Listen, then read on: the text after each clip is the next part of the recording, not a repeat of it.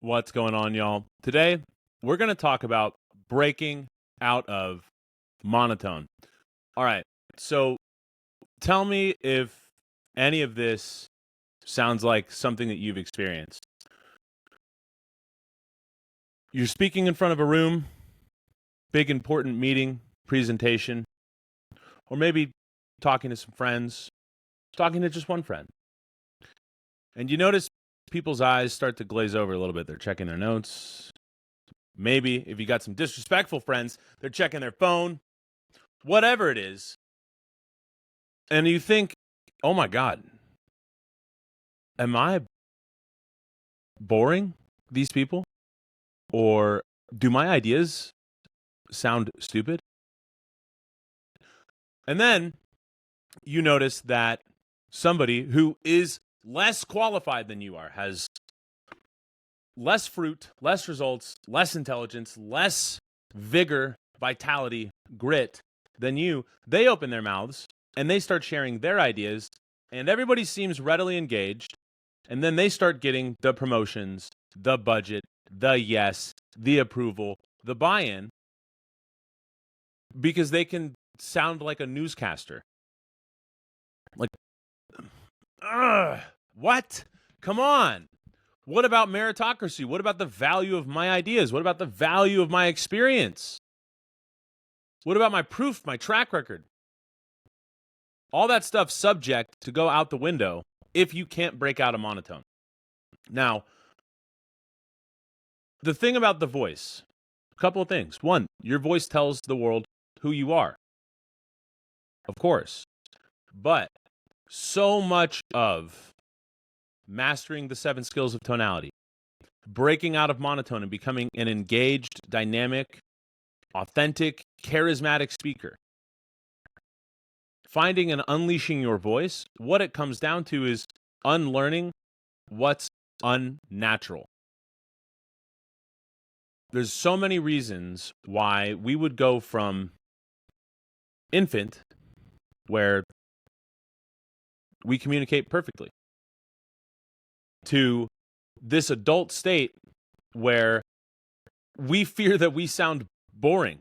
Or maybe we actually do sound boring and monotone, because that happens. Or we don't sound boring and we know it, and we hide, we shrink ourselves, either vocally.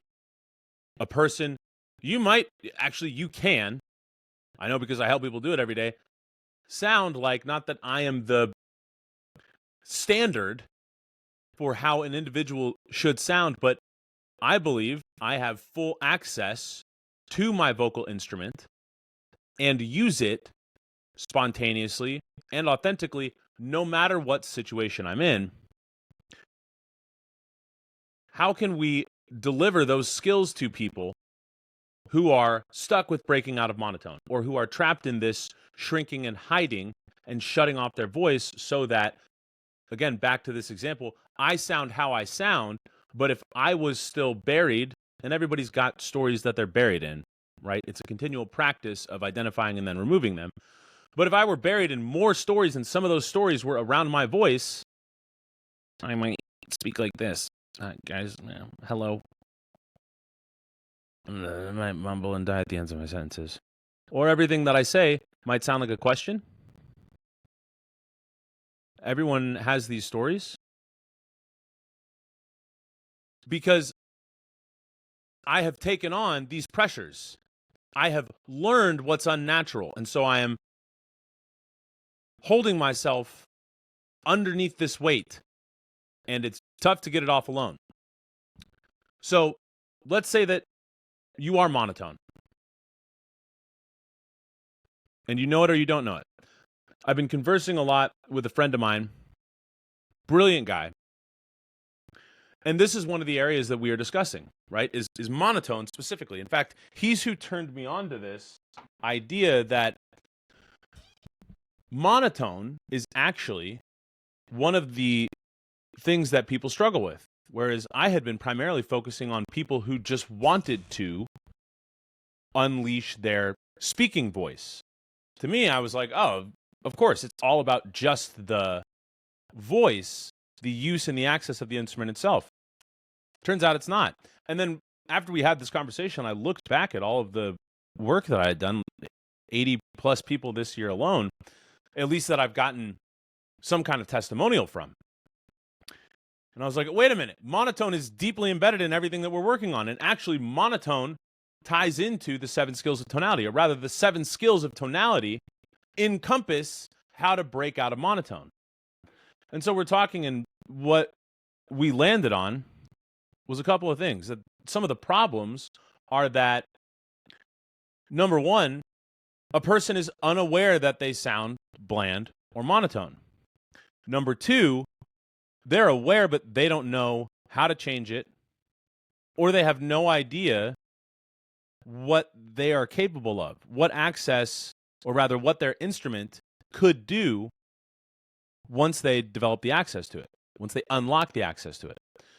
And then, number three, the problem is they're aware, they've got the access, but they haven't done the continual work to make it second nature, to make it spontaneous, which is the goal of everything that we do here. We want to unleash your voice by helping you to become aware, develop awareness around all things having to do with your voice, the literal instrument itself, and how you use it, and then your figurative voice, what you are saying, and then the stories, the mindsets, the behaviors, the beliefs underneath that. Because if you have a perfectly dialed in literal voice and a perfectly dialed in figurative voice, but you don't believe that you are the person to use either or both of those things when it counts, then it's all for naught.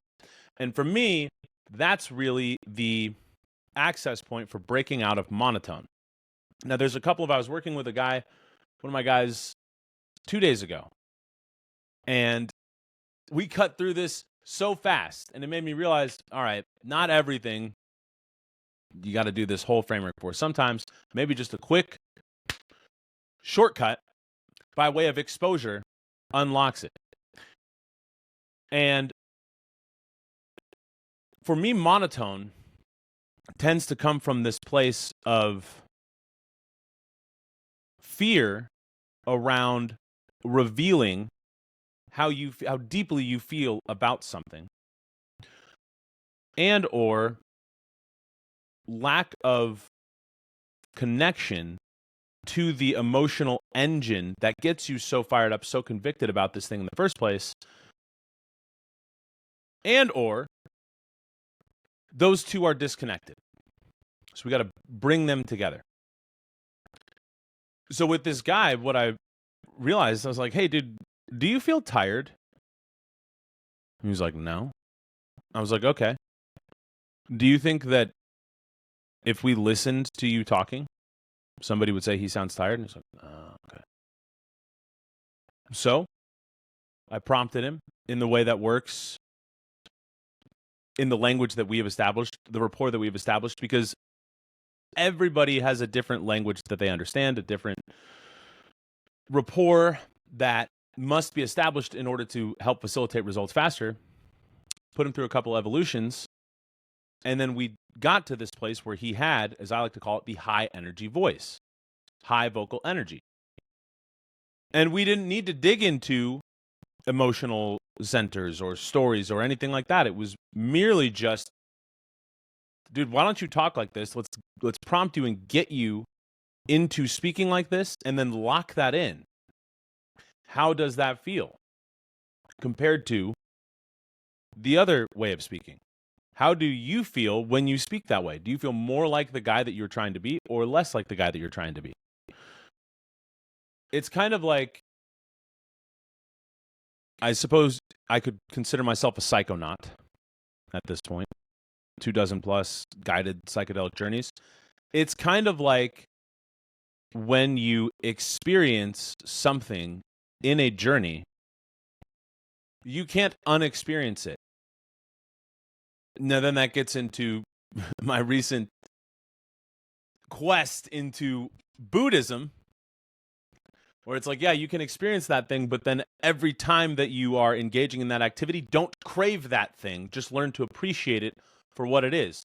But nevertheless, if you are a person who's never experienced the high energy voice or high vocal energy, and then you experience it, and we draw your awareness to how does that feel? Where does that come from? What does that change about what you're saying, how you're saying it, how you see yourself? Then it's forever. You are forever changed because now you know what's possible. And then it's just a matter of, to problem number 3, it's not habituated, it's not locked in yet. Then it's just a matter of consistency, accountability, and refinement from there. Something about monotone that I do want to address is that when you think of what's not monotone, the first thing that comes to mind is often a newscaster. Allow me to demonstrate. So, when a newscaster is talking like this is the stereotypical newscaster voice. What we find is that I am keeping this cadence and this use of the different parts of my range all throughout my tone, or all throughout my speaking. Now, mono means one, which is, in this case, meaning that I am unchanging in this cadence, delivery, and use of my vocal instrument. And just as if you're talking like this and it's monotone, people are going to tune out. People are going to become desensitized to you speaking like this. And so then you can say whatever you want, and it's just going to gloss over people's ears. So we don't necessarily need to ape the newscaster, and aping the newscaster just gets us a different flavor of monotone. What we've got to get used to is all of these different variables, these different levers that exist inside of speaking. And that's what's going to break us away from monotone. Those are the pseudo-tangible, pseudo-hard skills that'll break us out of monotone. And I'll drop a video in the show notes wherever you are listening to this that dives deep into those different levers of monotone and how we can, or rather those levers of speaking, and how we can utilize them to break out of monotone in a way that is authentic to us and doesn't ape a newscaster.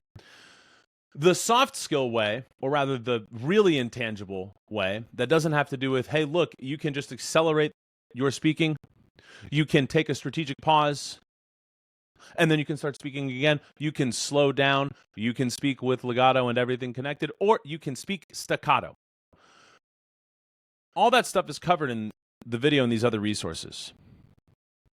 But again, we can hijack that, yes, by exposing you to high vocal energy, but we can also hijack that by looking at the 7 skills of tonality, raising the stakes on a situation.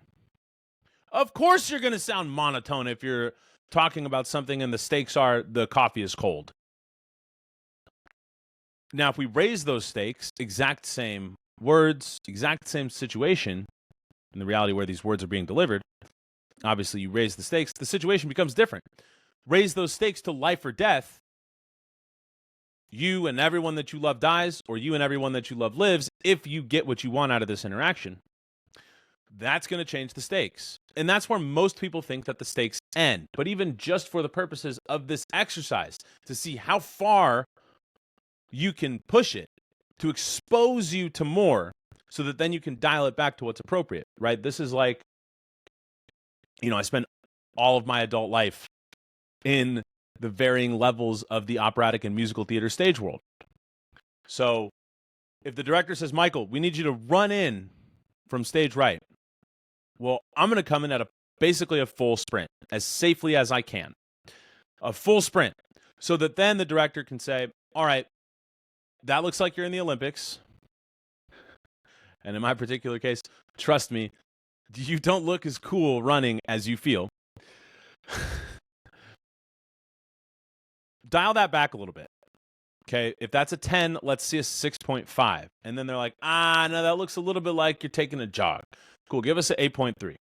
And then it's the perfect amount of running and effort and everything for that scene in that context. So if we raise the stakes to the highest that they can go, which is definitely beyond coffee is cold and actually beyond life or death, it's salvation or damnation. You and everyone that you love is going to spend the rest of your lives burning in hell. Or you're going to be in heavenly paradise. A battle for your soul. That's the highest of stakes. So we prompt people there and we expose them to that range, that commitment, that fire, because even if you are just playing along with the exercise, it's almost impossible not to feel something visceral ignite inside of you. And again, back to that idea of it just needs it. Once you're exposed to it, you've just got to stay plugged into it. Well, if we can just keep you plugged in to that emotional reservoir where you will find all of the colors of the wind that you want to paint with, your rage, your joy, your tenderness, your brutality, and then challenge you through raising the stakes to go deeper into that well while still being in control of it, because that is part of the craft of, let's just say, being on stage. You're in an incredibly emotional scene, and whatever your acting practice or method is, obviously it needs to serve and deliver the end result. So if you are tearing up too much, if you are getting so teared up in a scene that you can't deliver your lines, or in the case of opera, which has additional requirements, that you can't make it through your phrase, especially one that is technically challenging, because you're too emotionally invested, I mean, that's great for you, but there's an audience that we have to be mindful of. And you are effectively just jerking off. It's not about you. It's about them. Tie this to one of the other 7 skills of tonality, intention. There's the micro intention, which is, again, if we're talking about those conversations with the stakes, etc., the micro intention is the specific action that you want somebody to take following your interaction with them. That's a, yes, put this on the calendar. I'm going to bring my boss. We're going to talk more and look at this on this specific thing. Let's do it. Or, yes, I want that. Not vibes like, oh, I want them to feel good. Like, that can't be your intention. It's got to be single, specific, and action driven. But the macro intention is you're only opening your mouth because you want people to win. Tie that in there. That gives us this frame of control and of relevance for everything that we're doing. Because if you lose the relevance for your drawing on that emotional reservoir, then it doesn't matter. And so it's all of these things combined, right? Then we can look at another one of the skills, articulation. And here I mean literal articulation. This ties in directly to your ability to accelerate. Fumbled it right there. To accelerate strategically through different passages of what you were saying so that you can stop, draw focus, and make a point.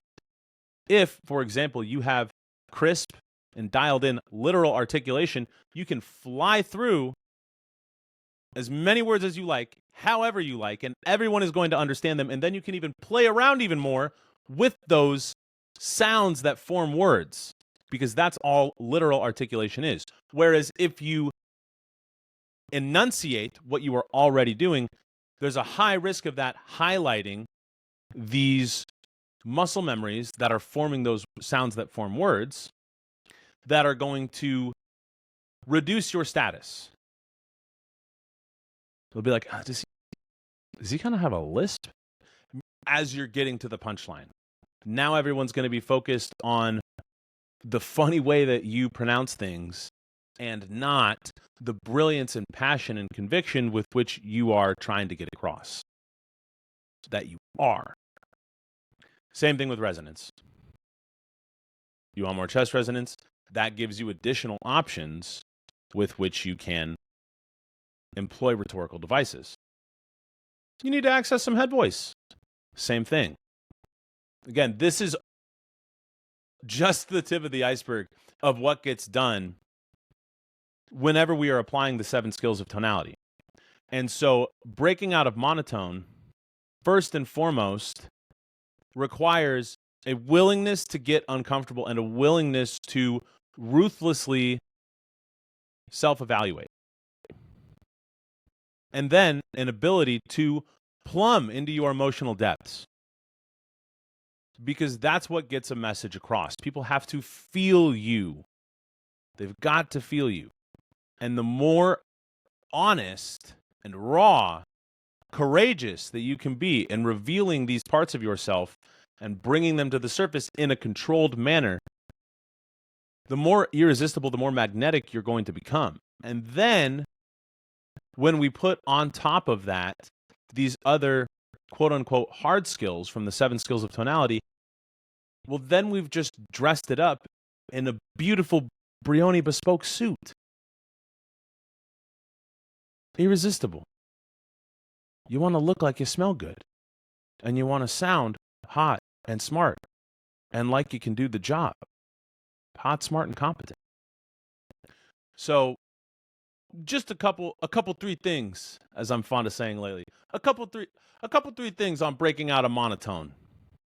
If this is helpful for you, you want to dig deeper, check the show notes of wherever you're listening to this and the video diving a little bit deeper into those levers of speaking, the different ways that we have available to us to break out of monotone if you really want to break it down to a science. Craft is art and science. Check that out. And then if you want to work directly with me on breaking out of monotone, on having the most charismatic, commanding voice that you possibly can while still sounding total and being totally authentic, get in touch with me, shoot me a DM, click the link in the link tree if you want to apply and tell me a little bit more about yourself. However you like it, let's get into conversation and get you rocking and rolling and breaking out of monotone, bending reality to your will. All right, time for me to get out of here, do a little bit more work. Go forth and speak boldly.